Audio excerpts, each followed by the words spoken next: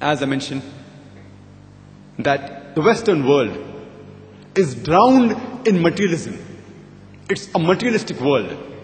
More concerned about trying to see the welfare of the body so much that they have been drowned in materialism.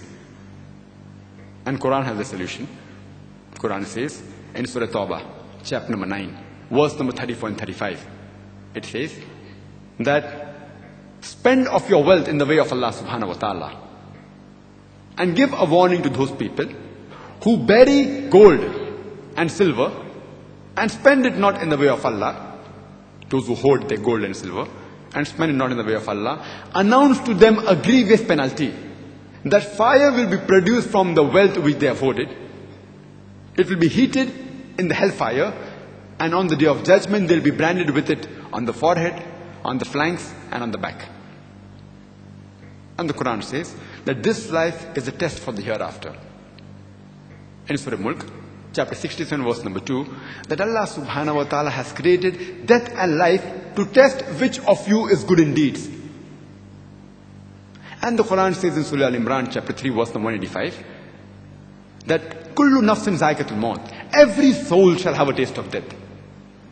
The final recompense shall be paid on the day of judgment. And anyone who enters the garden, that is Jannah, and is kept away from the hellfire, he would have achieved the purpose of this life. For this life is but goods and chattels of deception. Quran says this life people are running after materialism. It's the goods of chattels and deception. But a person who is saved from the hellfire and enters the garden would have achieved the objectives of this life. People spend too much money, etc. And Quran has a solution for the spendthrifts. Quran says in Surah Isra, chapter number 17, verse number 26 and 27, that spend not your wealth like that of a spendthrift. Well, do not be a spendthrift, because spendthrifts are the brothers of the devil. That means if you spend excessively, you are a brother of the devil.